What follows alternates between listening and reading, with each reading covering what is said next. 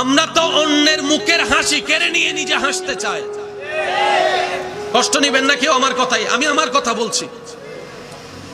আমরা অন্যের মুখের হাসি কেড়ে নিয়ে নিজের মুখে হাসি আনতে চাই। আমরা অন্যের পাতের ভাত কেড়ে নিয়ে নিজে খেতে চাই। অন্যের রাস্তা বন্ধ করে নিজেরা হাঁটতে চাই। অন্যের জীবনকে বিষাক্ত করে আমরা আনন্দ খুঁজতে চাই। মনে রাখবেন ভাইয়েরা, চেষ্টায় চেষ্টায় থাকবে, কামিয়াব কখনো সম্ভবপর হবে না। কারণ সুখদাতা হচ্ছেন রব্বুল আলামিন। হুয়াল্লাযী আনজালাস সাকিনাতা ফি কুলুবিল মুমিনিন। সুখদাতা আল্লাহ, শান্তিদাতা আল্লাহ।